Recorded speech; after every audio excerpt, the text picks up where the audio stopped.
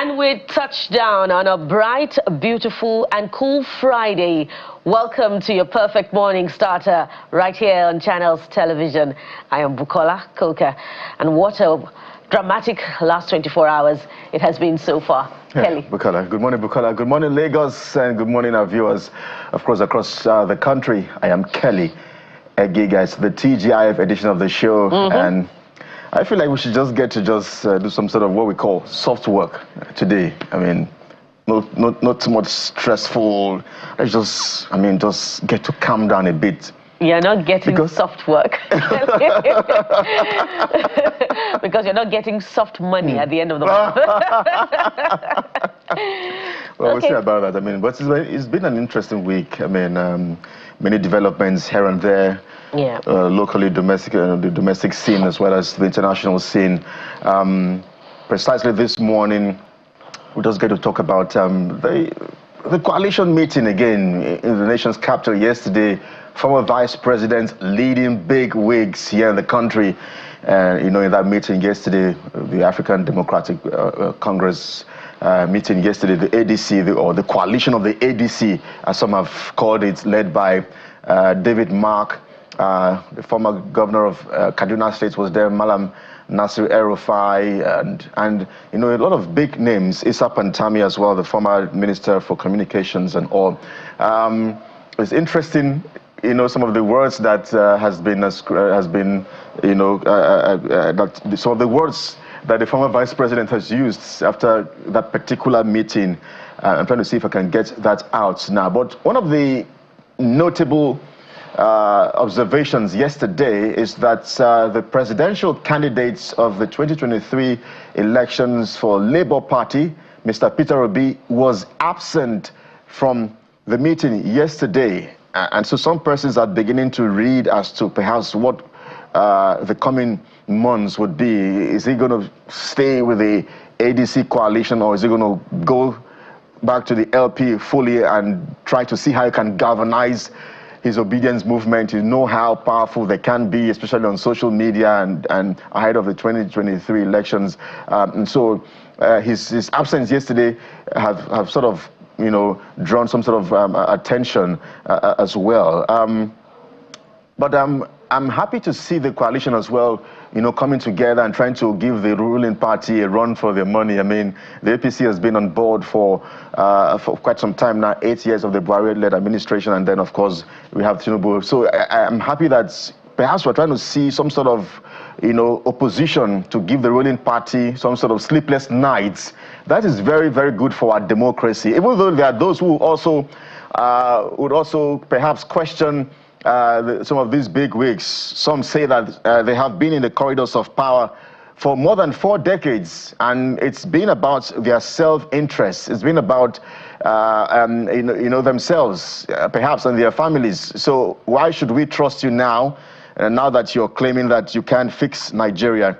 I mean, it was interesting to see Atiku tweet on X yesterday about trying to save Nigeria from the oligarchs who have rendered Nigeria, or have made Nigeria more poverty-prone and insecurity and all of that. Some will question him and question perhaps how patriotic he has been as a former vice president. But I would also perhaps maybe commend him, because unlike the former vice president, the Atiku we know, I mean, most times after the elections, he's out of the country and you don't see him again until the next election cycle. But this time around, I think he has been a bit more present, and it's good to see them, converge yesterday there. And hopefully this time around, there were no security threats. There was no attack by the security agencies. I mean, because it happened in Kaduna and I think here in Lagos, where the ADC was trying to meet, and there were reports of the police not allowing them to have such political gatherings.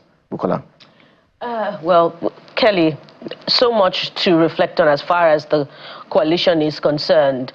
And I'm glad, things are playing out the way they are, because it is often said that Nigerian politicians play on the very fragile memory of Nigerians to advance their political cause. But if Nigerians can, bring back events of the past, then they can determine for themselves, whether this coalition will sail through, and they can also test each, political actor on merit, on strength of character, and contributions to nation building in the past. Another question that we can ask is how well, this coalition can work together. More often than not, a marriage of coalitions, or if you like, mergers, is oftentimes one of strange bedfellows that oftentimes, gets sour at the end of the day, along the way. Can these, politicians, some of whom are very heady, when you recall events of the past, can they set aside their political differences and work together? Can they be trusted? In recent times, the comments made by the former governor of Kaduna State, on national television. In fact, our own sister political program has been called to question when you consider his own security, his comments on security as governor of Kaduna State, a few years down the line, the loyalty of the former vice president and his, regular movement through political parties has also been queried. When you set against the backdrop of his interest in the top job, is it more about ambition or about the interests of the people? And his contributions to, the development of Nigeria as vice president, the administration under which he served, have also been called to question. So these are the things that we should be reflecting on, that Nigerians should be reflecting on as we journey through 2027. What are their what can we say of their commitments to governance, good governance, and reforms, the anti-corruption war? How above board have they been through their service? Maybe we should just keep things on the periphery and not particularly, call them out for those things. But of course, Nigerians who have a sense of history, can put a question mark where they can on the activities of these actors. So, the merit and, of course, the test of character of these political actors should be scrutinized as they continue with this coalition. But that's not all that we should be reflecting on this morning. Clearly, the demolition exercise continues in Lagos, from, Iyanoworo to now Trade Fair. We saw demolition yesterday in Trade Fair. Kelly, what comes to your mind when you see another round of demolitions? What comes to my mind is, first things first, where was the government, the Lagos State government, when these people were building these structures? I know that in this part of the world, whenever we try to build such structures, they come mark X and say, stop work or do not continue. So perhaps was there such marks? Do we have such marks on the buildings, and then the people flout it, and then they went ahead? Who sold these landed properties to those who built, and all of that? And then sometimes with the manner at which these demolitions are conducted, we hear that they got in there very early without notice. Well, according to those who work at the trade fair, that's their own side of the story. Without notice from the Lagos State government, and then they got in there when the people tried to resist, and they were tear gassed as well yesterday, according to their own side of the story. There was heavy security presence as well right there. So the manner at which some of these demolitions are being carried out is really, really concerning personally, and worrisome for me. And then again, you wonder, is there perhaps a political undertone to some of these demolitions? Because some would argue that, trade fair, Alaba market has, a particular representation of people from a particular region of the country. And so what exactly is playing out with these investments of people from this region? That's some of the concerns for some people. And so you wonder perhaps if there's some sort of political undertone to some of these actions by the Lagos State government. And I think that the Lagos State government should perhaps, before going for such demolitions, come to the media and say, you know what, we're going to go demolish in so and so area, so that you go with perhaps media outlets to carry out these demolitions. As it stands right now, we're having to depend on, you know, amateur videos and people who could film with their phones and all of that to show you perhaps that sometimes these demolitions are carried out in secrecy. I don't know why they keep doing this. The Oworosoki demolition, for instance, they got there at midnight, according to reports. They got there at midnight, you know, when it was dark, people were sleeping, and then they started demolishing.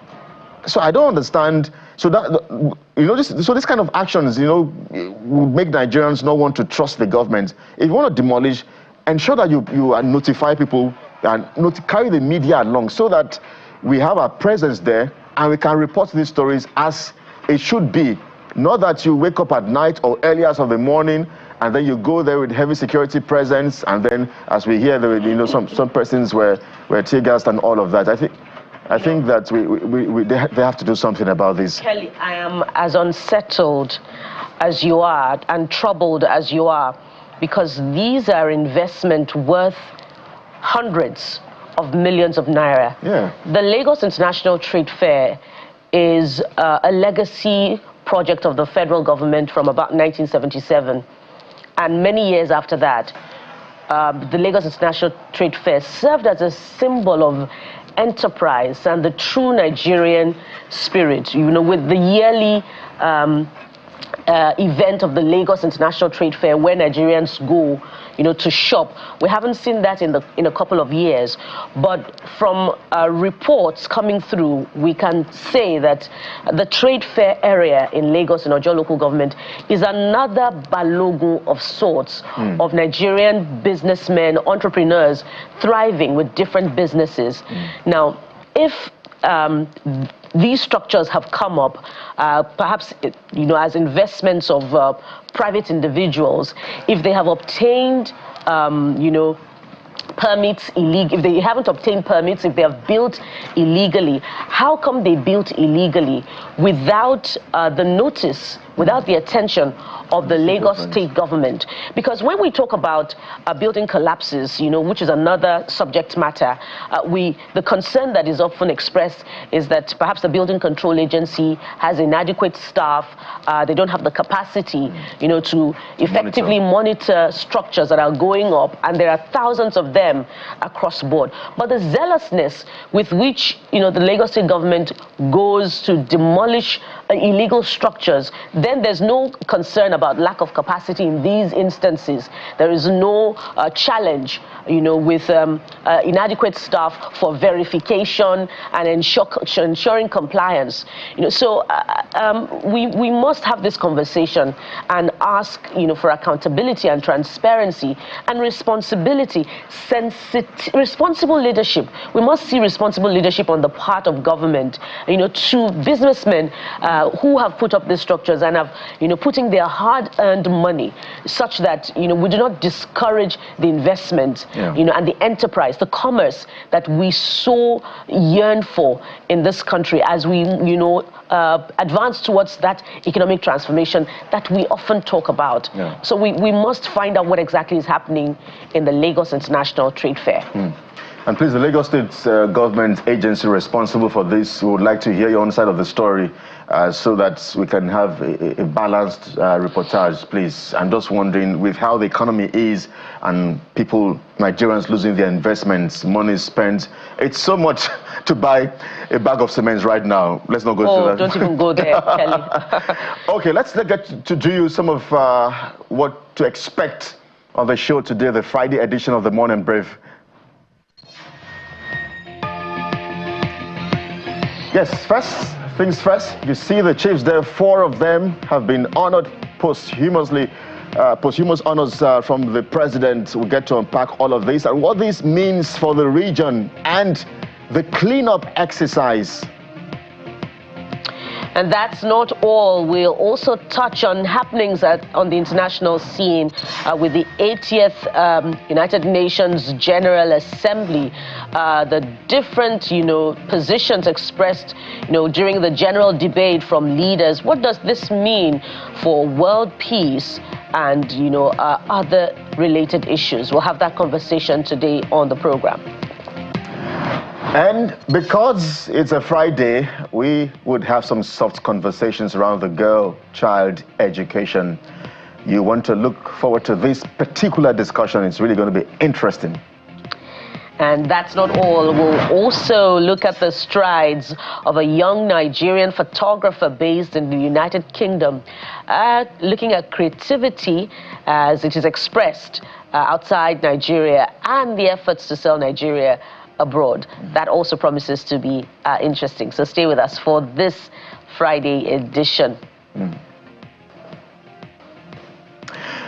All right, so that's what the show looks like, the outlook for the TGIF edition of the show this morning. But let's get to do you some of your national dailies. Please stay with us.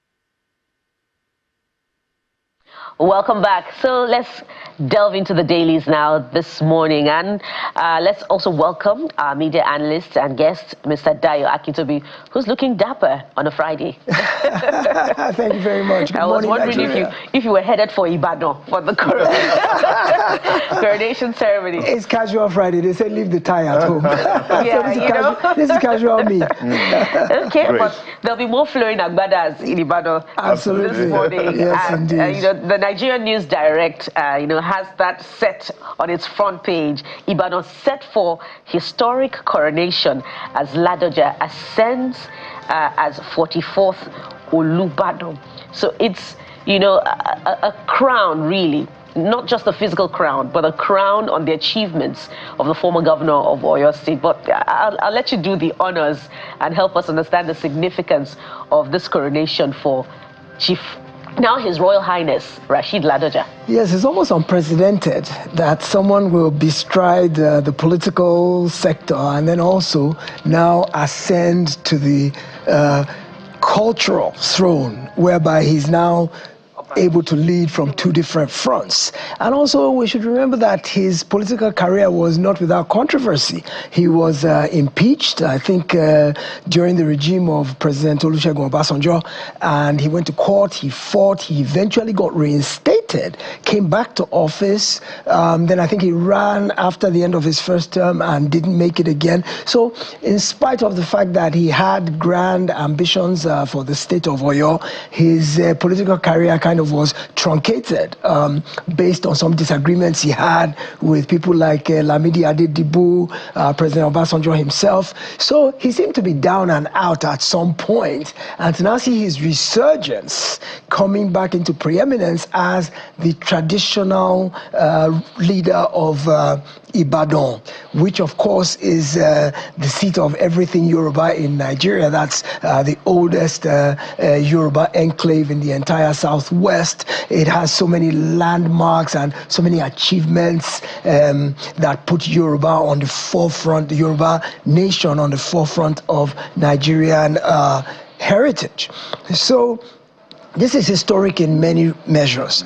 The also intriguing thing about it is that the succession to the Olubadan throne is of such a particular mechanism that it is rancor-free, unlike many other traditional seats, that there's usually a lot of court challenges, there's issues of who should present the candidate, should it be the deities, or should it be the kingmakers, should it be the governor. In this case, there's a succession plan that's been in place for decades, to where the next aspirant to the throne or the next contender for the throne is already known because they have a succession plan. So that makes Ibadan's own relatively straightforward and smooth. So today is historic in many measures. You see all the big people who are, the president is said to be going to attend this coronation because it is a marriage of both politics and culture. And that's another part of the conversation. Many are asking, why is it so important for the president to leave UNGA, important as it is, the vice president, you know, for domestic matters such as the coronation of the Olubadan? What's between Mr. President and Chief Rashid Ladoja? Well, well, of course, remember that they were both governors at the same time. So they belong to the same fraternity, the same class of governors, because they both held helm in their respective states at the same time. So also, at the moment that he was impeached, I understand that it was then Governor Tinubu who stood up for him, who actually even put forward a legal team that went to challenge the impeachment that ultimately succeeded. So there's been some sort of fraternal love between the two of them right from the beginning, to where President Tinubu will not only fund his legal challenges to his impeachment, also even offered him, I understand, succor and accommodation, and really reached out to him as a brother who he felt had been dealt a hand of injustice. So it's just that love that's continuing to flow through that has always existed between them from the beginning. But there's also a side of Nigeria that feels like we don't need to attend every single overseas engagement. Yes, as important as UNGA is, a lot of Nigerians feel like we have homegrown issues that require presidential attention in Nigeria, and that it was very okay for him to deputize the vice president to go and deliver his speech for him. And Vice President Shettima did a wonderful presentation, and I think it was a great outing for Nigeria in terms of his eloquence, his delivery, and the substance of what he had to say, even though he was speaking for President Tinubu. So I don't think we lost anything by virtue of the fact that the president did not go. And I also admire the fact that the issue is more on the focus is more on internal issues.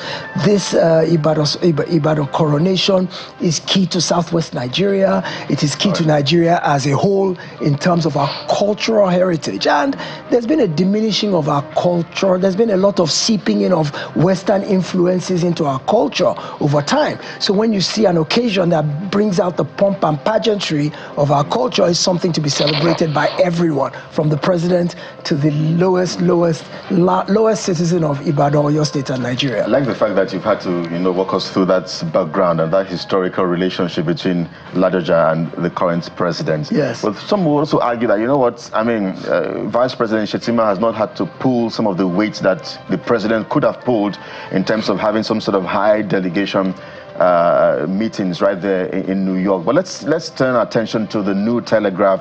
It leads with something different. It says, high stakes of INEC's leadership transition ahead of 2027 polls. High stakes of INEC's leadership transition ahead of 2027 polls. There are other riders underneath that. It says, Atiku, Obi, Amechi pledged to support ADC's presidential primary winner as party extracts to commitment from aspirant. Mandates all members to resign from other parties. That's the ADC coalition mandating all members of the coalition to resign from other parties and move to the, I'm trying not to use the word umbrella of the ADC now, but that's what the mandate is. I wonder what your thoughts are, plus the fact that, the presidential candidates of Labour Party in 2023 elections, Mr. Peter Obi, was absent from that meeting. See, what exactly is a coalition? Let's get it right. For ADC to be asking people to resign from their own parties and come into the ADC, essentially what it's advocating is mass defection, which makes nonsense of the notion of a coalition. If you look at the way coalitions work generally, members of a coalition are people who belong to other parties who come together within their respective parties to try and either unseat an incumbent or form a formidable opposition. But that does not necessarily mean they repudiate their home. So for ADC to be saying, leave your parties and you must come and join ADC, it's no longer a coalition. It now simply becomes mass defection, and the people are leaving their parties to become members of ADC. If they were forming a true coalition, what they would do is that individual parties would probably all just fold themselves into the ADC, and those parties would cease to exist. So rather than saying that Peter Obi should resign from Labour, Atiku should resign from APC, which I believe he has done, Rufai resign from APC, those parties would fold themselves into one umbrella as a coalition, either cooperating together as their individual parties or letting their individual parties go, and then they all fold themselves into a new structure. So ADC saying they should essentially leave their old parties and become members of the ADC. Coalition is simply cooperation in this instance. It's no longer coalition. But what we care for in Nigeria is to have a formidable opposition, because that's the only thing that makes democracy thrive. So however they put together that opposition, I think we should focus more on the notion of having a viable opposition, but that opposition can come about by a coalition of interests. I'm sure. Let's understand the semantics properly. A coalition of interests will come together to form a viable and formidable opposition, which is what is key for Nigeria's democracy to thrive, to be vibrant, to check and balance the existing administration, to make it transparent and accountable, and to also proffer alternative policy suggestions. Mr. Chitobi, I'm sure why the ADC wants that is because they perhaps need some sort of 100% commitment. For instance, Peter Obi was absent from this stakeholders meeting yesterday. Yes. So I'm sure that's what they're looking at. You know what? If you're in with us, come and show that you're fully with us. Speak to the absence of Peter Obi from that meeting, and then let's also touch on this INEC's leadership change transition, because it's really very significant ahead of the 2027 elections as well. Yes, see, for media analysts and prognosticators who read the tea leaves, you look at Peter Obi's not attending that interview yesterday, and you begin to try to understand. Is it a fractionalization of this opposition that's just coming together? Is Peter Obi beginning to think that maybe he can't get the ticket and is now trying to look elsewhere as to where he can pursue his presidential? Yes, exactly. Because remember, in Nigerian politics of today, the only usefulness of a political party is to give you a platform from which to run. We're not coalesced around an ideology politically that now means that like minds stay in the same platform. No, most Nigerian political parties are marriages of strange bedfellows, which Bukola alluded to earlier, and the only thing that's uniting interests is the ability to use that platform to leapfrog into office. So if you see that it can't serve that purpose, you ultimately go shopping around for another platform that can achieve that ambition for you. The other interesting story yesterday was the fact that former President Goodluck Jonathan visited David Mark, who is the chairman of the ADC, or the quote-unquote coalition. That has also set tongues wagging, and that is as formidable, as pressing a story as Peter Obi not attending the meeting. So Peter Obi didn't attend the meeting of the ADC bigwigs, and President Jonathan then visited David Mark of the same ADC. Can we draw parallels there in terms of what can we prognosticate about those two separate incidents? Are they related? Is there some backroom dealing going on here in terms of... And I imagine this will be giving the APC some sleepless nights. Some jitters, without a doubt. Some jitters. Let me talk quickly about the INEC leadership. INEC is pivotal to credible elections. Whoever is at the helm of INEC is who ultimately dictates the way elections go.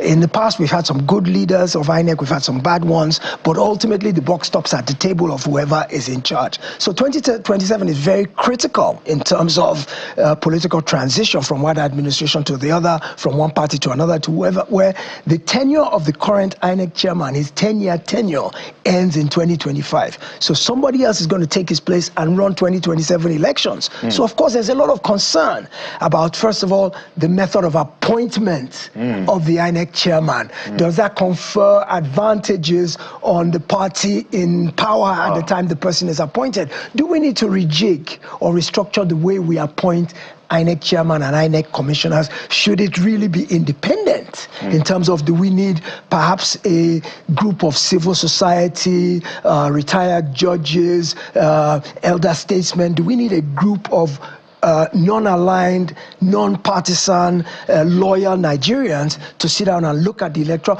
Do we need professional election managers? Perhaps do we have courses in universities where people are professionally trained to run elections? Are those the type of, because we've used academics, we've used professors from the beginning till now, and we've never had an election that satisfied everybody as free and fair after 1992. I'm not used journalists, broadcasters, and we've been covering elections for many years. I nominate you to be the first.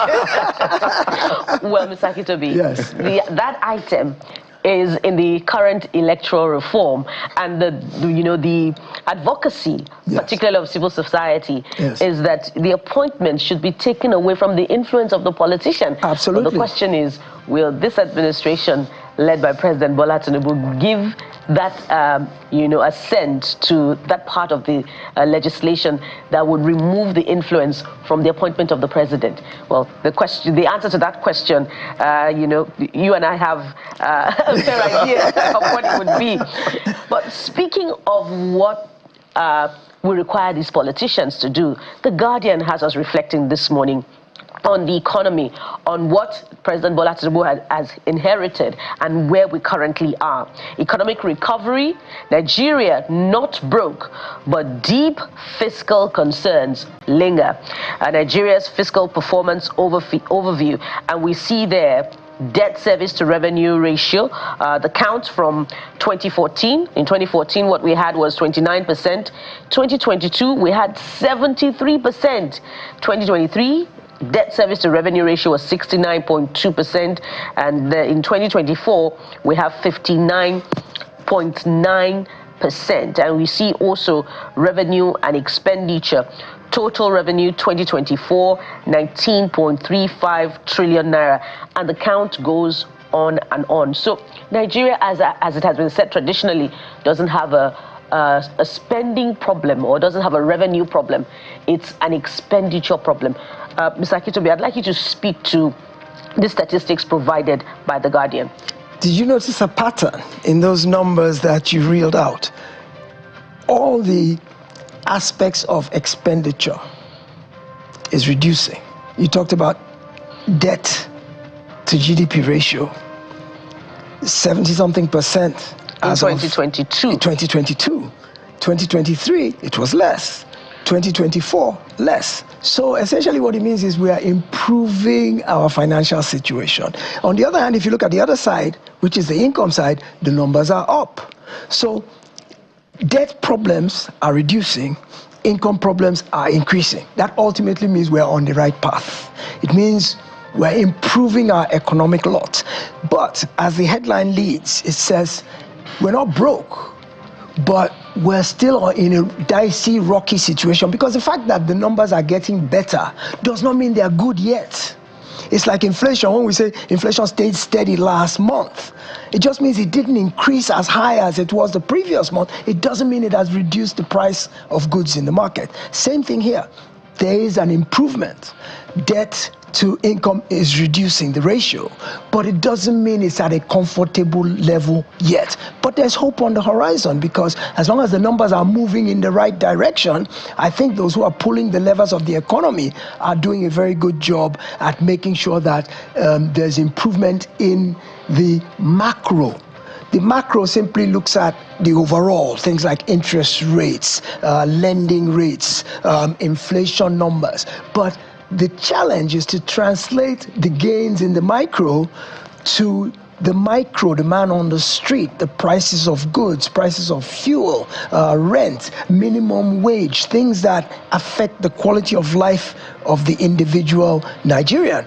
And I think the government says economy is stabilizing. We're now waiting to see that stability translate to economic gains in the pockets of the Nigerian citizen generally. And speaking of the pockets of the Nigerians here, Leadership Friday has another rider here. It says 200% price surge pushes egg and chicken off Nigeria's menu. Fear of protein deficiency heightens.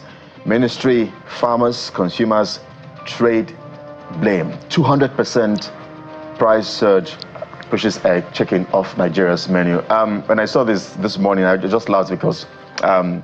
Kitobi, yesterday, my colleague Bukola, actually we went shopping, and she bought chicken and egg. But I mean, let's not go there. But how concerning is this?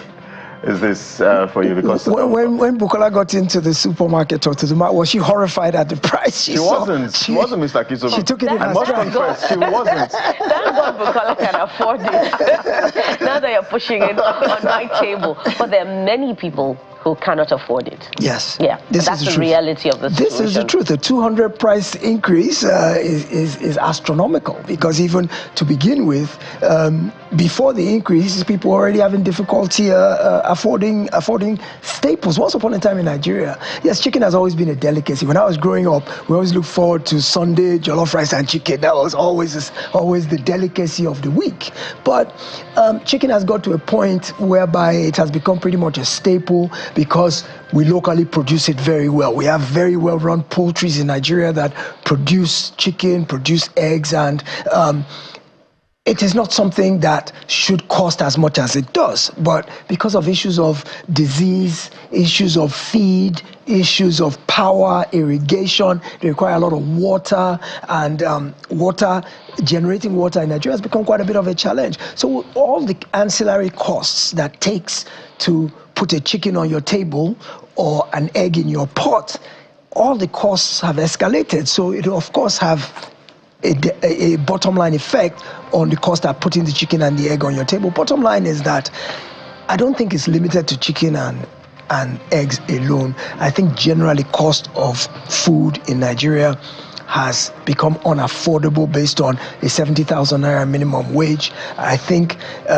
remember this local balance, 110,101,001, in terms of how many square meals a family can afford. It was not too long ago where 3 square meals were a standard in Nigeria, but now we're barely able to afford that. So I think government can assist in many ways. I think agriculture generally needs to be subsidized more. I see government trying to give tractors, give fertilizer, give soft loans to farmers. There are various things government has tried to do. I think they can also deploy technology, mechanization, but a lot lies in the hands of government, because food security is number one for any population. Food security is key. Yeah, there you have it. A huge question mark, and government's proclaimed increased investment in agriculture. But we must anchor at this point, Mr. Kitobi. Thank you so much for coming through, as always, on the newspaper review segment. It's always a great pleasure. A good weekend to Nigeria. Indeed. And when we return from this break, we'll begin the very first leg of our conversation. President Bola Tinubu has conferred posthumous honors on the Ogoni 4. Does this lay to rest the age-long controversy on the circumstances surrounding the murder of the Ogoni 4? And of course, does it bring healing to Ogoni land? We'll ask those questions after this break. Stay with us.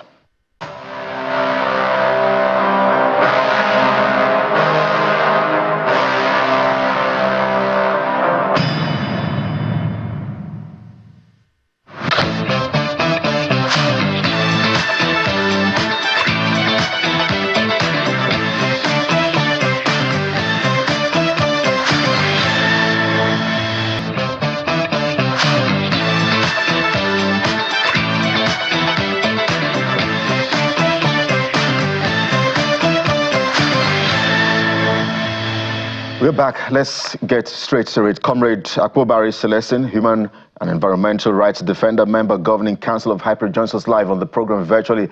Thank you indeed, Comrade Celestine, for agreeing to talk to us. The Ogoni 4, or the 4 chiefs, some would describe them, finally have been remembered.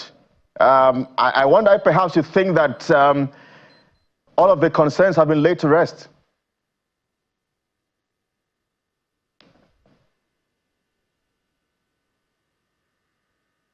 Comrade, Comrade, I think you have to unmute so we can hear you clearly. I was asking, perhaps now that the Ogoni 4 have been remembered by the president, does this lay to rest all of the concerns? Well, I want to correct that impression, if you are hearing me now. Yes, we can hear you. I'm no longer a member. I'm no longer a member of the Governing Council of IPREP. I've served out my tenure. All right. Thanks for that correction. Go ahead, please. I'm talking about the award. You know, after the recognition of Kesarawu and others on June 12th, I was the first person to address the media to ask that the four should also be recognized. So I want to thank the president for that. But we have over 2,000 persons who also have heads on their neck. I also have families that are in pain right now because we have given recognition to the 9 and the 4 and the over 2,000 that were executed in cold blood by Paul Kuntomo, Obiumai, and the rest. Nothing has happened to them, and their family are in pains and agony as I speak. So this problem has created another one. But I want to thank the president for listening to us in honoring these 4 men. They were not ordinary Ogoni. They were very great personalities. Chief Edward Nakobani was the first vice president of MOSOP. Ababade was the secretary to the state government. In fact, the Polytechnic in Ogoni, which was the highest institution in Ogoni, he facilitated that. Yes, Comrade Celestine, so I'm not sure what you're asking for now. Do you want a compensation for other members? And so many things. So they were very great people, and we are happy that Okay, we're having some challenges hearing you as regards of the network, but I'm asking, I'm not sure exactly what you're asking for.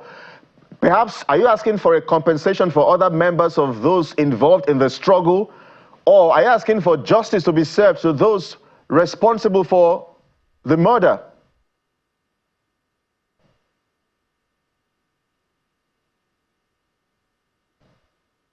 Can you hear me now?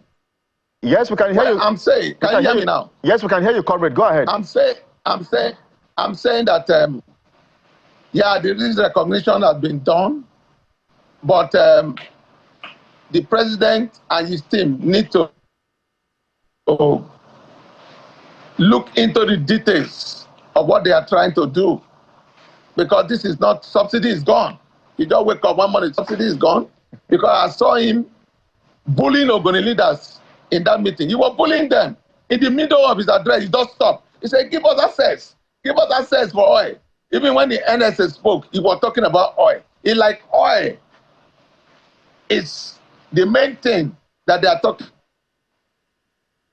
about. All these crashing, the surfaces are moving front and back are just distractions. The main thing is oil, from what I saw from the body language of the president and the NSA.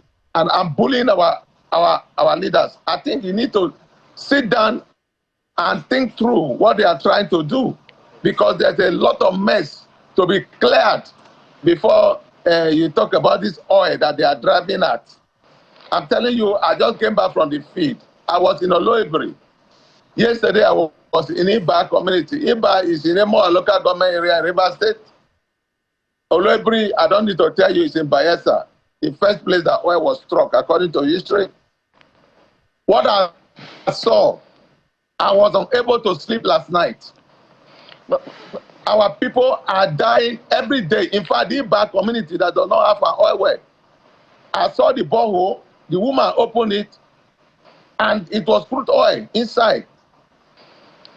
But they said the soldiers came one morning and asked them to pack out from the house. They should not cook there again. Mr. If they cook, the whole community will be on fire. But they did not give them where to stay, an alternative. In fact, there is a lot of problem. I want the president to really think through. Yes. Before we begin to talk about oil, I'd really like us to talk about this posthumous honor. Does it close the long chapter of acrimony between the families of the Ogoni 9 and the families of the Ogoni 4 and open a chapter of healing and forgiveness this posthumous honor, do you see it doing that, such that there can now be unity between these two families over a 30-year period? I didn't hear you clearly. I don't know whether you will come again, but I heard you are talking about the posthumous award. Yes, you know, when President Bola Tinubu in his Democracy Day speech on June 12 honored the Ogoni 9 with posthumous national honors, it stirred controversy about why the Ogoni 4 were left out. Now that he has done right by the Ogoni 4, does it close that dark chapter and, you know, bring about healing and forgiveness between the family members of the Ogoni 9 and the family members of the Ogoni 4? Well, I didn't hear you clearly, but I know that the honor of the 9 and the 4, you know, they are in order, and I don't think that there was any animosity between the families because there was an award. This award is just a recognition. You know that awards do not amount to anything in this country, because this is an award that people give to their girlfriends and give to whoever they want to give to. Unfortunately, our heroes that they bestowed these awards on, we have nothing to do with these awards in their graves, because those who are alive that have these awards cannot even use it for anything. So it's just a washy thing, in as much as, yeah, it is our pain a little, but that's not the main thing. These men did not die that they should be given awards that are given to every Dick, Tom, and Harry. They died because the life of the Ogoni people should be better. So what has been done to better the lives of the Ogoni people? The cleanup that is going on, how much the government of Nigeria has put inside, 1 kobo has not been put inside, and several other things that the government will need to do. But they need to think through. I don't want this to be another mistake of subsidies gone. I don't think oil resumption should not be our problem at this moment. It will look through the details and ensure that the problems are solved. Like I've always said, when this country returned to democracy in 1999, there were 2 issues plaguing Nigeria, June 12 and Ogoni issue. June 12 has been settled completely. And we know how many years it took them to settle June 12. How will the president become so unpresidential in the middle of a speech because of oil?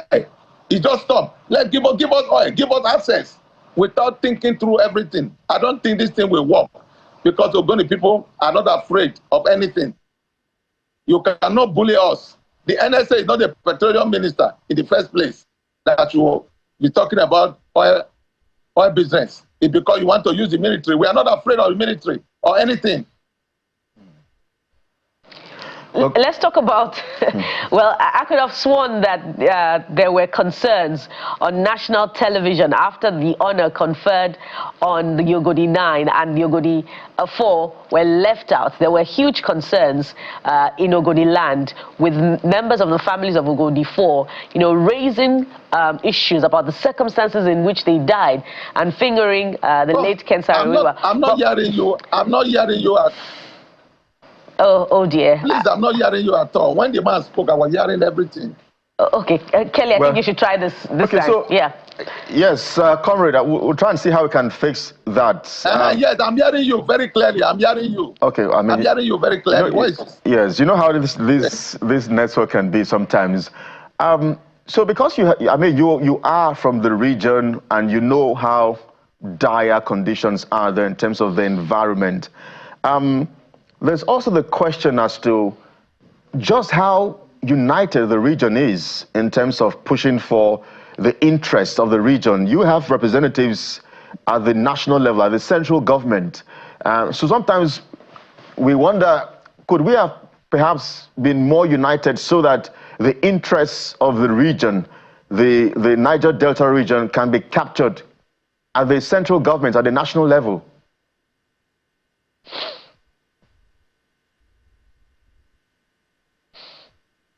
Well, in all of this, I've always said that Ogoni is not an island. The Niger Delta is a very fragile region. we are connected together. What happened at one end gets to the other. And that's why in the wisdom of government, they say IPREP should clean the entire region and not only Ogoni, even though they are starting from Ogoni. And that's why I would have expected that Mr. President in that meeting should think about the connection between Ogoni and the Niger Delta. Mr. President, I wanted to hear about what decision he has taken to reverse everything that has been done about divestment. Because right now, the key, the number one problem the Niger Delta faces is the issue of divestment. The pollution in Niger Delta is too much to allow those who polluted our land to go scot-free. Comrade, I think I'm that not would be another war. Yes, comrade, I'm be coming up. Yes, I'm not sure you got my question. My question is, you have representatives at the National Assembly, for instance. You have reps as well, people who represent the region at the House of Reps. I'm sure you have some ministers from the region as well. Some of them seem to be very quiet and playing politics with what they should not play politics with. Your interest of the region, that's my question. How come that the region, the people who represent the South-South region or the Niger Delta region are not able to speak up or speak out or look out for the interests of the region? And I believe that you should be holding those persons accountable. That's my question. Well, you know the way politics is played in Nigeria. I'm loyal, sir. I'm loyal. Most of the persons in the National Assembly there that you talked about, they didn't go there on their own volition. They don't have an independent opinion. They were put there by their masters. And they must, at all times, show that they are loyal to the detriment. I'm wondering who their masters. I'm wondering who their masters are. When you say they were put there by their masters.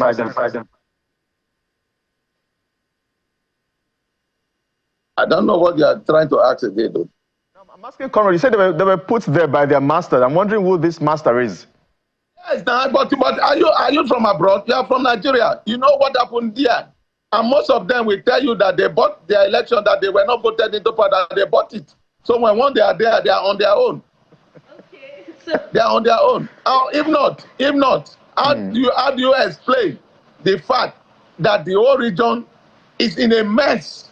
And like you said, people cannot come together to say, no, we don't want this divestment to happen. We don't want it to happen because these people have to clean up our environment. We are predominantly fishermen and farmers. If we don't fish and farm, how will our children go to school? How do we take care of the medical bills of our family people? Okay. How do we even eat? In the absence of a government. I went to Olebri where you think that oil was struck first. If you see what they call the theater in their hospital, it's laughable. In fact, the flood in the oil can get to your waist. Okay. And according to them, that they say that place is for reptiles, snake, and everything. In fact, we are in a total mess. The president knows how to declare a state of emergency. You should declare a state of emergency in the Niger Delta right now. Everything about oil business to stop. Let's clean up this mess and get our environment right for the next generation, because I know for our own generation, I don't think we will get it right. But let's keep something for the people that we call our children. Okay. There is mess, my brother. There is total mess in the Niger Delta. I'm just coming from the field. There is mess. Okay, let me try again now, Mr. Kwabari. I was expecting that the president will tell us, I'm putting $10 billion into the fund of IPREP to commence environmental audit in other Niger Delta polluted sites. Let me hear all that, because the $1 billion they gave to IPREP was a take-off grant for the first 5 years. This project is more than 9 years now. Nobody's talking about that. It's just, please give us assets. We need this oil. We need this oil. And Mr. President was boasting a few weeks ago that they have overshot their revenue plans for the year, even without oil money. So why are you disturbing yourself over oil if you know that you have gotten this money even in August without oil? So a lot of things are wrong. I don't think that we are getting it right. Okay, you just before we leave the IPREP matter, you said you just served out your tenure as a member of the IPREP Governing Council. the cleanup has started in some parts of the Niger Delta. How come it is not as far-reaching as you would want it to be? Well, in the first place, like I said, $1 billion was a take-off grant. And the take-off point is Ogoni. And that's why we decided, I was on the table from Nigeria to Geneva. That time I was not a member of the governing council when we decided how to implement the UNEP report. And we said that if IPREP is to clean up the whole Niger Delta, because UNEP did not recommend IPREP. UNEP recommended Ogoni Environmental Authority, Remediation Authority, and not the whole Niger Delta thing. But since the government said we are going to clean up the whole Niger Delta, that was why we created the BOT, Board of Trustees, for Ogoni Trust Fund. And an account was opened in London in the name of Ogoni people to keep the money there. So the $1 billion was not for Niger Delta. It was for Ogoni and a takeoff grant for the first 5 years. Because that cleanup will take about 30 to 35 years. And that's why I said that the government should bring money, like $10 billion into IPREP to continue the Ogoni, and bring like another $50 billion to commence environmental audit in other Niger Delta polluted sites, and maybe kickstart the cleanup too. Because, like I said, we are connected together. This is a fragile region. If there is an oil spill in Ekorepene, it gets to Ogoni now. If there is an oil spill in Okirika, it gets to Ogoni now. If there is an oil spill in Boni, it gets to Ogoni now. So how clean will Ogoni be if other surrounding the environment are not clean? So that's what we are talking about, that the president needs to think. So Mr. Kwabari, are you saying that... Are you saying that you are not excited about the directive for the commencement of oil exploration in Ogoni land as issued by Mr. President? That is very, very wrong. That is putting the cart before the horse. If you say that you are here for reconciliation, is taking oil the tool for reconciling the people. After ab initio, the hand of the tortoise is already out. They have shown us that it was oil after all.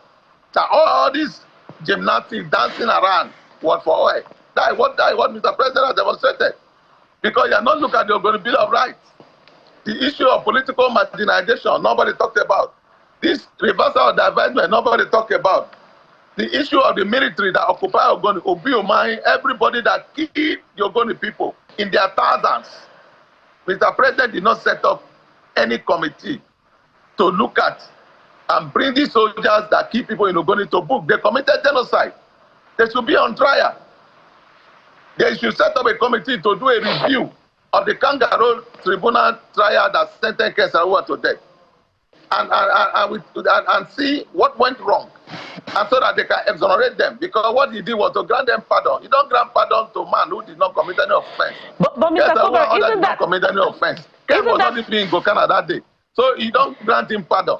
You exonerate him. So if president says he has no power to exonerate, it's to set up a panel to review, to do a review, and they will recommend exoneration and you will do it. So there's a lot of issues to look at. The issue of political marginalization. Since the creation of Rivers State, no Ogoni have been governor, no Ogoni have been deputy, no Ogoni have been chief judge, no Ogoni have been speaker. That was not how they resolved the June 12 issue. So Mr. Kwabari, pardon me, let me come in here. Group contested for the presidency. In fact, Obasanjo was brought from the prison to contest, and he became the president. Olufara, Etunji Priwe, everybody, we are all Yoruba. There is a way they can look at all these things and solve this problem. There are a lot of problems. What they are trying to do is to put a white bandage on a bleeding wound. This wound is bleeding. It's not only Ogoni, it's the Niger Delta issue.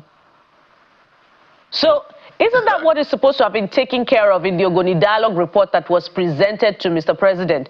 What is contained in that report that will protect the interests of the Ogoni people and, you know, end that regime of, oh, it is the elites that are conspiring with the oil companies and government to steal the commonwealth of the Ogoni people? So what is contained in that report to stop that cycle from repeating itself? You see, when people are doing the wrong thing, they make mistakes all the time. You see why Ken Saro-Wiwa will remain in our mind forever. If Ken Saro-Wiwa was leading this process After he has gone around the Ogoni in the name of consultation, we call for Ogoni National Congress and tell Ogoni people in an open BMGS field, this is what we have done. Oh, this is our recommendation. This is what we got from the field. We are going to present this 1, 2, 3, 4, 5. I want to hear your own opinion, those of you who were not part of this thing, to tell us your mind. And there will be general consensus and agreement. And then we stand up and act. You want me to present this to them? You want me to present it to them? Ogoni people will say yes, yes, yes. And that is a national endorsement and not an elitist conspiracy. And they will come back, and everything that happens, we will take it because we are part of it. But these guys did not do that. But they know what they want to achieve. I don't want to talk about that. All right. I don't want to demonize our leaders. I'm not one of the persons that will come on television to talk against our leaders. They are very great people. They have done well for our people. But I wish them well. But I'm saying that they should remember that God will judge everything that we are doing. That there is an environment that has been devastated. Remember that Kensaruwa did not pray for this country when you were going into the gallows. They should remember that people died, though. Comrade. Anything that they are doing, yes. Remember that people died. Yes. Comrade, you know you're a comrade, so your job is to ensure that you don't just leave them to God to judge them. As a comrade as well as and journalists on our parts, we'll try to see how we can get to make them to account for the leadership positions that they hold, because, I mean, John Maxwell will say that everything rises and falls on leadership. You have described the region as a very, very fragile region, and I wonder perhaps how the movement for the survival of the Ogoni people, MOSOP, would be responding to some of these developments at the central government. What are you hearing on ground? Well, what I'm hearing is that the people are not happy. The people are not happy that Mr. President is just in the middle of his speech, shouting on our leaders, embarrassing our people. Then give us access, give us access. When you are yet to even address the issues in the first place. Something led to stoppage of oil production in Ogoni. Something happened that made that oil to stop. Have you addressed those things? Is this about award? What is an award, please? What is an award? Mr. President should go back to the drawing board and look at this whole thing holistically. To start with, that divestment issue, they must cancel everything that has been done about divestment. Those that destroyed our God-given environment must come back to clear the mess and restore our land to where they met it. That is the beginning. Then you look at the Ogoni Bill of Rights. This issue of political marginalization must be addressed very well, the way June 12 was addressed. This is what we are going to do for Ogoni people. This is what Ogoni has not been governor. What happened? They have not been deputy. They have not been this. When you want to take governor, you pass across Ogoni to a small village, you pick a governor. You want to take deputy governor, you pass across Ogoni. What did we do? You hate us. You like our oil. No. If you like me, you will like my dog. Don't hate me. Don't just say hate me and like my oil. What is the president trying to do? What is he trying to do? He is an activist himself. Even Ribadu. They know the right thing to do. I said this is not subsidy. Oh. Subsidy is gone, and Nigeria has not recovered it today. They should think this thing through. They should think it through. Our struggle is a non-violent struggle. I don't want them to push us into another wreck. Speaking of marginalization, speaking of marginalization, what is the president saying about those that kill people in Ogoni, that occupy Ogoni and murdered our people in cold blood? What is the president saying about that? So this whole thing has not been resolved at all. There is bitterness underneath what he's trying to do. Me, I will just stay like this and watch them. So, Mr. Kowari, speaking of marginalization, I wonder if you have seen that dialogue report, and is there anything contained in that report that reflects the agitation of the people of Ogoni for the creation of Bori State, in line with the agitation for creation of states in other parts of the country? And will that solve the problem, part of the problem that you're talking about? Well, they did not present the report to the people. They did not. So even if I've seen the report, maybe I got it from my own connections. But the people have not seen the report that they submitted. We don't know what is there. Whether they are saying the government should come and kill all of us, we don't know. But I think that if an Ogoni state is created, that will be one way forward. I will gladly jump on the street to dance, because money in this state is shared, in this country is shared to states. Mr. President has been boasting that there are more money in the pockets of governors now. Unfortunately, the governors are rushing to bureau the change, so change the money into dollars. They are not using it for any good of their people. But let us have an Ogoni state, where an Ogoni man is the governor, an Ogoni man is the speaker, an Ogoni man is the chief judge, an Ogoni man is deputy governor, instead of this whole thing that they are cheating us up and down. You cannot just wake up in the morning and say, open the oil wells. For what? You have just commenced a cleanup that will take 35 years. You can't turn on the tap and mop the floor at the same time. Let him do some of these things that you are talking about, to create the states, give scholarship to people, visit the families of the over 2,000 persons that were murdered in cold blood. I want to see you build mine in trial, and every other person that were part of this conspiracy to commit genocide in Ogoni. I want to see them on trial. But President, you know, President Tinubu knows it. President Tinubu had a scar behind him for this struggle. You were part of it. And he knows what we are talking about. So he has a scar. Let him remove his shirt. He has a scar. Well, comrade, it's really, really pathetic. Even looking at those images right there on the screens, you know, begs many questions indeed.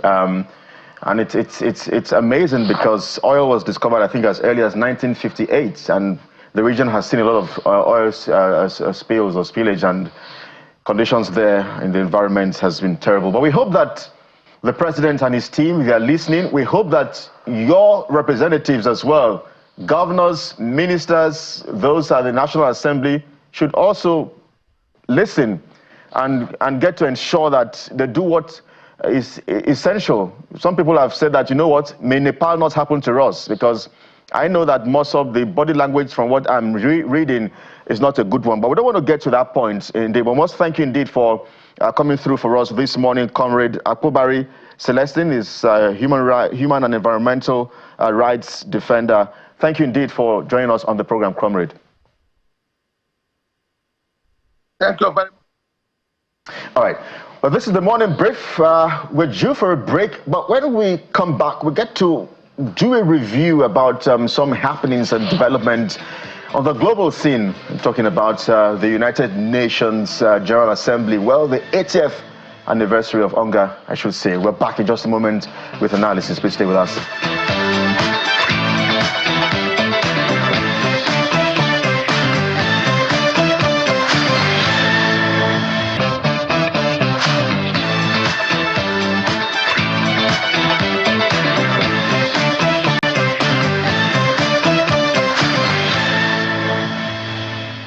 Welcome back. So let's set our sights on the UN General Assembly, the 80th edition of the UN General Assembly, which is holding amid deep divisions, trade tensions, threats to democracy, even wars. And amid all of this, Nigeria is participating, and the vice president, who is representing President Bola Tinubu, has, among other things, called for Nigeria to be represented at the Security Council of the United Nations. Let's examine the implications of all of this. And joining us on this segment is Professor Bola Akiteriwa is a diplomat and former Director General of the Nigeria Institute of International Affairs. He joins us virtually this morning. Prof, thank you so much for coming through and for making the sacrifice to be up this early. Thank you for being on the program.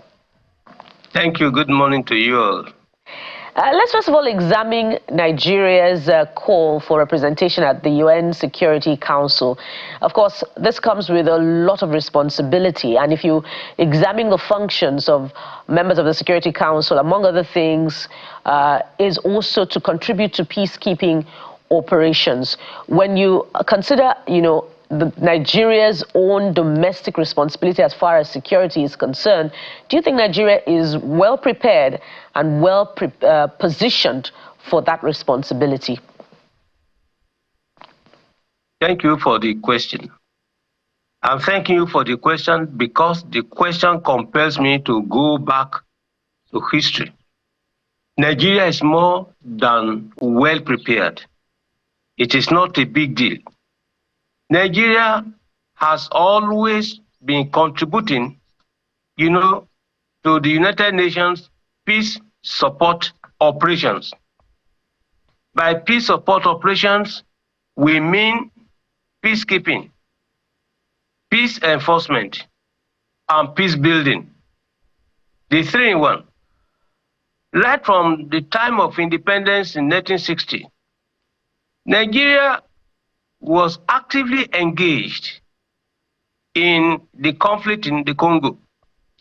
Nigeria is there. When you look at the requirements, the definienda, the qualifications to qualify to be considered to be a permanent member of the United Nations Security Council, the first criterion there is having participated actively in UN peace support operations. And I can tell you that for more than 3/4 of the UN operations, Nigeria has been actively engaged, not only in Africa, globally. First qualification. When you are talking about having the capacity to engage in all this, what is happening is simply that those countries that are claiming, that are purporting to have contributed more actively than Nigeria, we have the category of the free willing states. They do not even allow the UN to function properly. Whereas Nigeria has always taken the initiative. Please, you can remember ECOMOG 1, which was on Liberia, ECOMOG 2 on Sierra Leone. It wasn't the making of the UN, not even of the big powers. The big powers were shocked, quote and unquote, terribly shocked. They never expected Africa in general, Nigeria in particular, to have succeeded, to have led the African people. Now, the second level of analysis is this. When you are looking at the means, the capacity to do and undo, Professor Bolaji Akinwande Akinyemi made it clear that you can act very well, effectively, internationally, without having to have all the means, 100%. That we can capitalize on our human resources. We can capitalize on our intellectual resources to do and undo. It was within this particular framework that he suggested the CMP, that is, Concert of Medium Powers. Concert of Medium Powers was largely predicated on the belief that let us share ideas, let us provide leadership for thinking, for intellection. Intellection is looking at the dynamics, of achieving ultimate objectives. That the intellectual resources are there. So if you consider this, that is one approach again.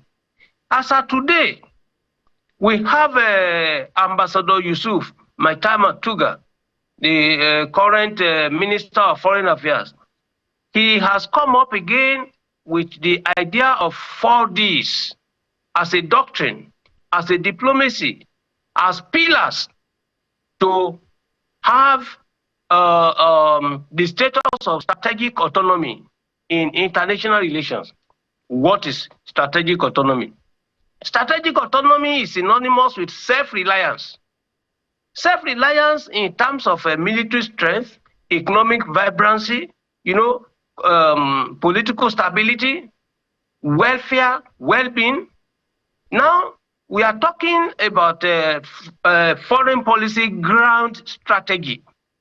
Foreign policy ground strategy in such a way that when we are talking about peacekeeping the world over, when we want to interfere or intervene, we will have, the capacity, the do's and don'ts. We will independently take decisions. We will not be dependent on anyone. So if you ask me, do we have the means? I would say yes, more than that. The only thing is that we have not been exploiting them. We are not taking the advantages. Okay, look at you at Channels Television. Look at the comments that have been made about the media in Nigeria worldwide, that the media in Nigeria is the most vibrant. Is that not a qualification? It's part of it. So when you are going for peacekeeping mission, it is not the military, manu military aspect. You have the military component, you have the social media component, you have the economic component, you have the cultural component. All right, and in all this, we only need to harness them. I think we have the means to do so. And if you permit, let me tell you, in 2005, especially March 2005, when Olusegun Obasanjo was the chair of the African Union. Prof, that was the time. Yeah, okay. Prof, I'm so sorry, and I hate to break your flow of thought. It's always a delight to listen to you do this analysis and commentaries, and I missed that. I enjoyed some of it last night when we had that phone call and conversation last night. So, but you have emphasized the fact that we have the capacity, we have the resilience, but there are those who query the absence of Mr. President at such a high-level meeting of world leaders. They argue that perhaps this would have been his second meeting at the assembly. They argue that perhaps if he was on ground, he could have emphasized those meetings, the need for a place for his seat for Nigeria at the UN Security Council. They argue that as well. Perhaps we would have seen him engage more with the big boys, the Donald Trumps of US, the Emmanuel Macron of France, and all the world leaders, compared to what the vice president, with all due respect to him, and some of the meetings he has had to hold in the last 2 days. I wonder how you respond to that, Prof. You see, I quite agree with your analytical approach to it, in the sense that in international protocol, in international relations, in international law and relations, at those 3 levels, you see, water must always find its own level. That's what we have been taught in chemistry, ordinary level chemistry. Water will find its own level. When you are not a president of a sovereign state, the extent to which you can meet with the sovereign leaders, no, you must go, operate at a particular level. In diplomacy, when you go to any reception, for instance, you cannot have a third secretary going to sit or discuss with a minister counselor. You don't do that one. When you are a counselor, you try to find your camarade, your level. So in this case, a vice president going there cannot easily interact with the people who are senior to him. So at that level, I agree with you. But when you look at the other aspect, why is our own Bola Ahmed Tinubu not going? It may be a strategy itself. One, at the level of Donald Trump. Donald Trump is an unpredictable president. Donald Trump thinks after action. He thinks after action, but he does not think well before action. He's a president that can thoroughly embarrass our own president, find unnecessary excuses for whatever. Because Nigeria appears to be towing a sort of an independentist, line when it comes to the conduct and management of international affairs. Donald Trump doesn't like this. Donald Trump wants to be seen as the primus inter pares in international relations. So in this case, this is the second time our president will not be attending. But what does that mean, really? What is it that is in his head for not going? The ideal thing would have been to be there, okay.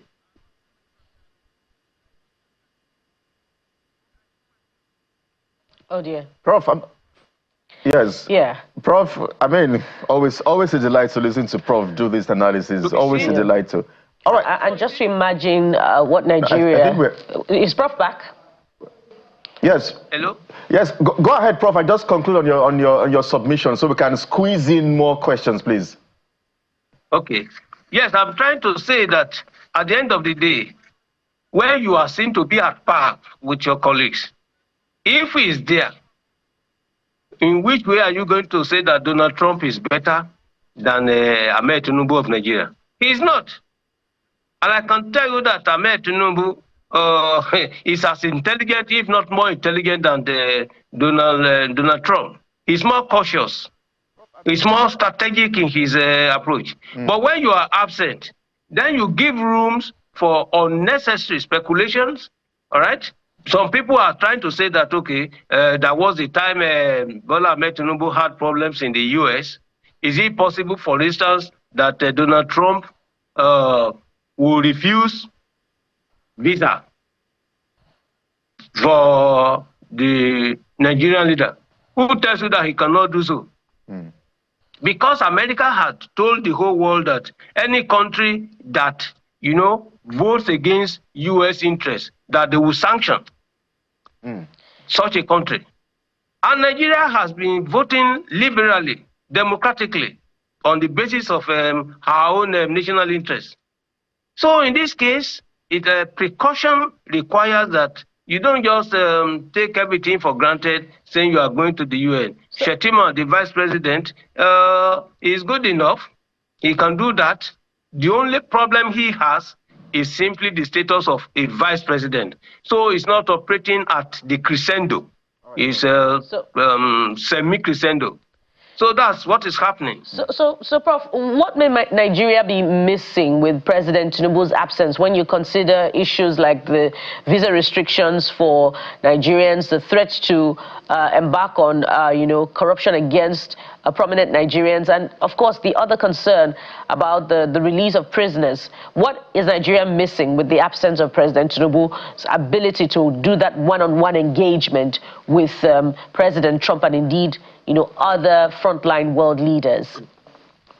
Well, I do not want to use the word missing. There was the time for strategic calculations. China decided to boycott the whole world, decided to make the domestic setting better, and then come back. What does the UN mean to North Korea, which said is going to embark on nuclear, capacity building? Does the UN not take sanctions against? At a level, if we are very serious at the home level, I will say yes, we are not missing anything. But when you look at it again, it is not possible for us to be talking about wanting to be a permanent member, and possibly with the right of veto. And then you, as the head, you are not there. So that particular respect, the seriousness of purpose, I think we are missing it. Right, we need to have Nigeria's president, Bola Ahmed Tinubu, with his special cap, the cultural dressing, present Nigeria, all right? When they see him, they know Nigeria is here. So we are missing that particular aspect. All right, Prof. Again, we are missing the aspect. You don't have ambassadors in the diplomatic missions. They are the one to be carrying out, to be engaging in the lobby at the UN. Please, there are always two levels of meetings at the UN. You have the plenary. You have meetings on the sidelines. I have had the opportunity, all right, to be there.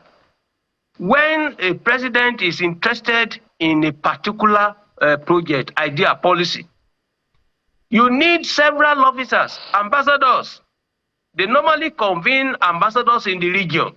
They will quickly meet, but you don't have ambassadors. You don't have them. So we are missing international prestige. We are missing international respect. So these are very critical. What we are missing is not in terms of material terms and so on and so forth, but tell me who you are and tell me who your friend is, and I will tell you who you are. Prof. But now, yes, sir. Yes. Prof, I'm told that we're absolutely out of time, but maybe in 20 seconds, please, Prof. The fact that 150 countries have recognized the Palestinian states, I wonder what your reaction is. Do you think with this recognition, if it's formalized at the Assembly in New York, perhaps peace will return to the region? Well, you know, we have recognition of state and we also have recognition of government in international relations. Whether you recognize a state or not, the mere fact that you meet the 4 criteria required to exist, you will always exist. You have territory, you have people, you have government, and you are recognized. The recognition aspect of it is that if you are not recognized, you cannot establish diplomatic ties, but you can still exist. So my take in this particular case is that we now have about 150 countries recognizing, so Palestine will exist. The only thing is that those countries that refuse to recognize it, the United States and Israel, they will not have formal diplomatic relations, and they will exist. However, the existence of the Palestine is still subject to clarity, assured borders. Because what is happening as of today, Israel has encroached on the will-be territory of Palestine, and they've continued to make life difficult. However, no matter the small size of the territory, Palestine will exist.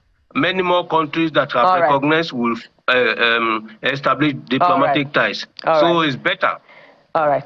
We must anchor at this point. There's so many levels to the ongoing debate at the UN General Assembly. We must thank you very much, Professor Bola Akinteriwa, former Director General of the Nigeria Institute of International Affairs.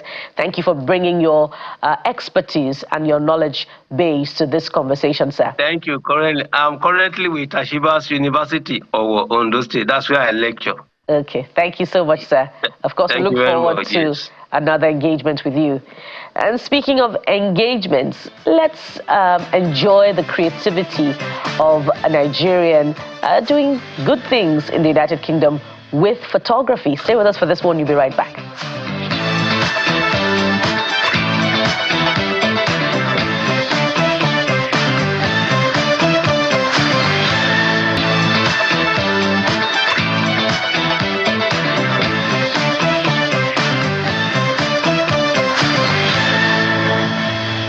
Welcome back. Because it's a Friday, let's get to look at some sort of creativity, and photography precisely gets our attention in this leg of the conversation. We're joined this morning by Rahimat Shaibu, who joins us live now from the UK. Well, thank you indeed for agreeing to talk to us this morning, Rahimat. I've seen some of your works that look really, really beautiful. But then again, I'm asking myself, why photography?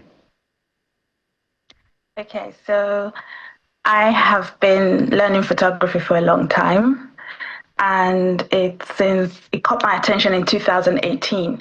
I was studying biochemistry, which is totally different from photography. So I was studying biochemistry at a university in Nigeria, and yeah, it was 2018. We had this skill course, and we were asked to choose a skill because before that, I always took pictures with my phone of everything and anything. So I really loved capturing, keeping that memory and capturing things. And later on, I learned the skill, how to use a camera, and it really changed it for me. I started doing photography for everyone. I started doing portraits of my friends, portraits of my family, and till now I've got those pictures. So it's really like something close to my heart. I tend to document and I tend to keep those things close. So I've got like so many archived works, and I really enjoy doing photography, and that's why I chose photography. And right now, I'm into more of a fine art case because I've always been really creative with my work. I loved painting, drawing. So with photography, I try to make it more creative and not just an ordinary portrait. It has to be something that means something. It has to be something that you can translate or something that I can explain what it means. And that's why I do photography, fine art photography, just my thing. And that's what commands attention when we look at your works. I've seen that besides having a feminine bias, you're some sort of a visual storyteller, according to your profile. And there's art seen in your photos as well. Tell us about the theme that you're trying to project through your storytelling in your photos. Okay, so like you said, I have this bias for women, and I've been surrounded by many women my whole life. My mom, my aunties, my sisters, and my friends as well. So, and also I'm a woman, so literally. And my heritage as an African and Nigerian. I loved seeing, maybe as a child actually, I wasn't really confident in myself. I didn't really see my hair or my skin as beautiful. So growing up and currently, I see that we really are beautiful and we are like a work of art. I am a work of art, and I try to represent that in my images, try to see what has been done before, probably maybe history of African makeup, African looks, hairstyles. I try to incorporate that in my work and make it look really beautiful. So it's about the beauty and the pride that we carry, and it's about strength of being a woman. Literally, that's what I was trying to show in my work. Well, so great work indeed, Raymond. Let me see if I can squeeze in two questions in one. Perhaps I should ask you how you draw or where you draw your motivation from. And second is the fact that I like the fact that a woman is handling the camera. Sometimes as journalists, I'm always uneasy when I see people describe us as gentlemen of the press, and then we have women there. I'm hoping that someday we'll also have gentle women of the press. But great job you're doing through the lens of your camera. So how is that for you, having to handle the camera as a woman? Is it a bit different from how the men would perhaps handle the camera? For instance, I know that for some of us who sometimes are on the field, sometimes it's a bit rigorous, it's a bit physical. There's some sort of physicality to this job. Yes, it comes out, the pictures are looking really beautiful, but then again, the weight of the camera sometimes, the tripod, your bags, carrying it as a woman. How's that for you? Well, I consider myself really strong. So. And I've proven that to people, the way I carry heavy stuff without being stressed at all. But the thing is that as a woman in this industry, it's like visibility is one of the challenges that it's really, because it's a really male-dominated industry. And it's not easy as a woman to like do things in this kind of industry, but I'm trying to break that boundary. And I've seen that it's changing as well, because there's so many women right now in the industry who really inspire me as well to come out and actually show my work and do more. So, and the other thing is the resources can be tricky, but it's the challenges that actually just push me to be more creative and resourceful. Because I think I've actually grown muscles from carrying so many heavy stuff, but it's like, it's really encouraging, because I feel like the younger ones see me, and then younger girls see me, and then they're like, yeah, we love your work, and that they would like to be something like that. And I'll be like, yeah, I'm not even where I want to be yet, but it's really cool to see people get inspired by me. And yes. I was going to ask you to perhaps give us some names of some of those women that you look up to. I know that in Nigeria we have the likes of T.Y. Bello. Who else? Yes. Okay, so there's Zanelle Moholi. I really love her work, although she's not Nigerian. Okay, so I really love her work.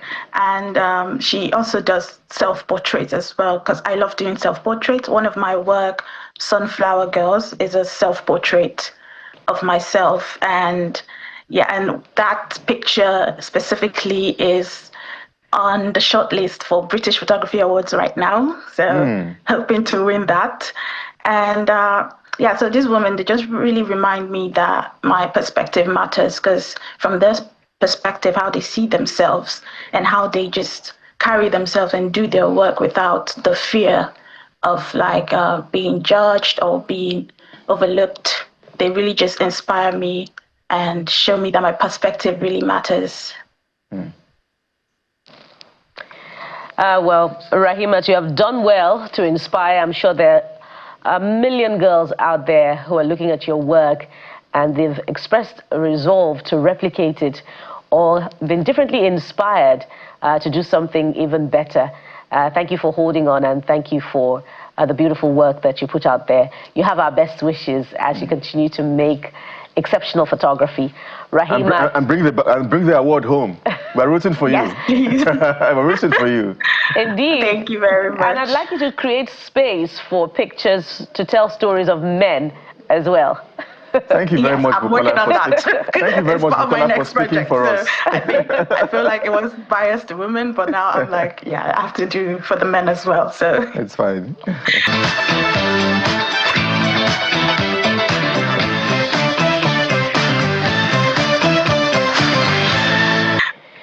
So there's more inspiration for the girl child as we transit to our next segment. Let's welcome the founder and CEO of Buckwild Media and initiator of E2E, Mr. Ife Omorigbe, who joins us now on the program. Thank you for joining us, Mr. Ife Omorigbe. My pleasure. Glad to be here. So you're working on a project called Educate to Empower, and you have chosen to produce a documentary on Nigeria's first female president of the Court of Appeal. Tell us about that project. Thank you very much. Educate to Empower is a soft advocacy project that we initiate to basically raise awareness about the benefits of girl-child education across Nigeria generally. Over the years, the numbers of out-of-school children has grown at an alarming rate, and it gets worse actually each year. As at the last count, it's roughly about 18 plus million, the highest in the world.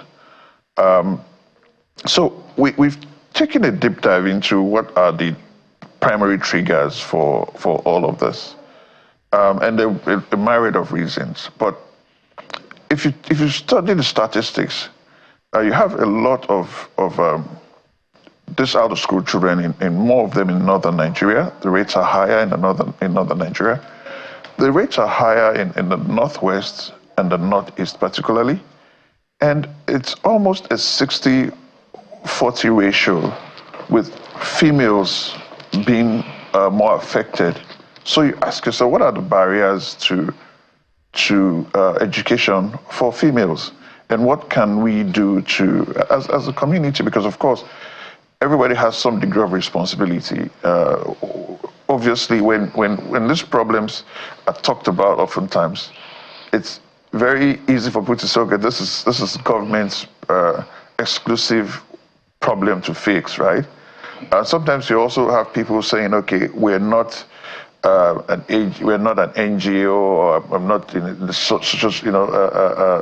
civil society space and all of that. But the issues with education, with out-of-school children, and the entire dynamics around it affects every single one of us. So as a filmmaker, as a storyteller, as someone who delivers, communication solutions, as someone who works in music and art and entertainment, how do we use our platforms? How do we deploy our skills to help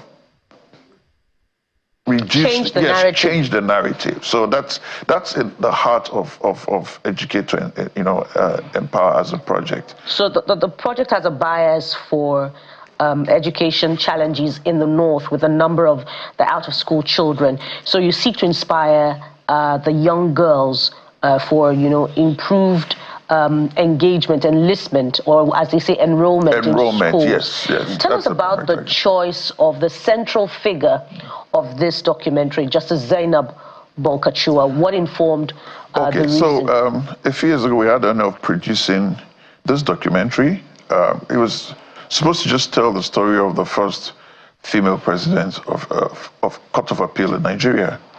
But in the course of developing and researching and all of that, we found something really, really important. So Justice Zainab Bolkachua, like a lot of young girls in a growing up stage, was married off early.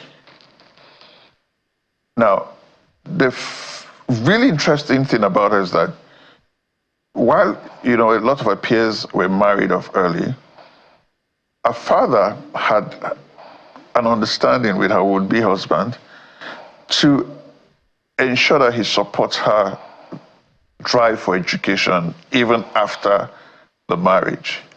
The young man agreed, but the father died a few months before the wedding. But he kept faith with his word to the father, and enrolled her to further her education. That singular act would snowball into her, graduating with honors, going to law school, coming out and being a very successful lawyer, and later a judge. Actually, the first chief judge of Gombe State. She was, first of all, the first chief judge of Gombe State at creation, before she got to the Court of Appeal and emerged the first female president of the Court of Appeal. So if you follow the story, something tilted the dynamics. Justice Zainab Bolkachua could have ended up like millions of her peers as wife and mother, and that's okay. But for someone who has the capacity to be a lot more, to be a leader, to affect lives, to play a pivotal role in society, in Nigeria, and make history, you would see how limiting it would have been if she had not gotten the right kind of support from the men folk in her life, her father, first and foremost, then her husband. Now, so what we're trying to say with this story is that, as I say, culture, it's strategy for breakfast, every time. The challenges facing the girl child, as far as education is concerned, a lot of it is cultural and economic, right? You probably would have had an experience where a family has 3 kids, maybe 2 females, 1 male child. It could be anywhere in Nigeria, south, southeast, south, or anywhere, right?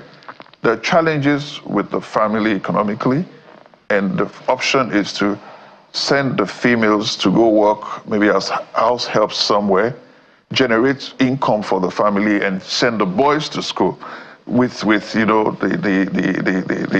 earnings from the child labor of an underage girl. So let me just squeeze in this square because we're running out of time. So I imagine that you'd have sort of experienced some sort of pushback based on issues around culture and religion, especially in the work that you do. And I'm sure that's perhaps some of the concerns really for those in the northern part of the country, issues around religion and culture. So I wonder, walk us through what your experience is like, having encountered issues around culture and religion and trying to ensure that the girl child is indeed educated. So what we're doing is, with this project, the key objective is to pass a very strong message across that those cultural and religious barriers, we don't want to debate them. What we're saying is that they are not mutually exclusive as far as girl-child education is concerned. The girls should be given access, they should be supported, they should have the right opportunities to achieve their fullest potential. Now, while I'm not an advocate of any of these ideas generally, what this story demonstrates is that should you choose to marry early, even if it's your choice as a female. If as a parent you have a role to play in that, if as a man you have a role to play in that, we have to rejig this thinking that she gets married and education, that's the end of the story. You know, she sometimes not even married. Sometimes some of these girls get pregnant early. I know of a few family members who, for example, in the past had while they were in JSS or something or SS, they get pregnant and they take 1 or 2 years out of school and they never come back. Mr. Morogbe, I mean, just in this line of this conversation now, because some would argue that, you know what, we're beginning to put so much attention on the girl child, and then we're leaving the fact that these girls will be in the same society as the boy child. For instance, now, the average home in Nigeria would say, you know what, you hear parents or the mother saying, you're a girl, go to the kitchen, do this, and then the male folks, the boys, are somehow left aside. You know what, you can just chill, just do your thing and all of that. So isn't it a concern that while we focus on the girl child, perhaps there should be that balance, because at the end of the day, both the girl child and the boy child would find themselves in the same society? Exactly. Exactly. I agree with you 100%. However, I want to believe that the guys have a bit more opportunity because of the way society is set up in Nigeria. It's very this patriarchy has a funny way it wires society. You just made an example of parents asking the girls to do domestic chores and having the and thinking it's okay for the guys to the female kids to sit down somewhere and maybe just the male kids. Because there's an imbalance so the girl child in Nigeria, in Africa, is disadvantaged from the get-go, and these barriers are multiple. So what we want to focus on internationally of the girl child is to use the opportunity to highlight, to create awareness about this issue, to connect girls with mentors, to let people know that it's not mutually exclusive, that whatever you do, once you're able to equip a girl child with education, the potentials are tremendous. Justice Zena Bukachua's, one of our favorite quotes in the film is, you educate a girl child and you empower the nation. The role of women in every society cannot be the importance of the role of empowered women who feel empowered, who feel they have the bandwidth to express themselves to the fullest of their potential. Every society that enables women to be the best version of themselves, of course, the results are there to see. Probably the most progressive societies in the world. Yeah, the results are indeed myriad. Well, that's not all there is to tell, but we're totally out of time, and we must thank you very much for coming on the program. We've been talking with Mr. Efe Omorogbe.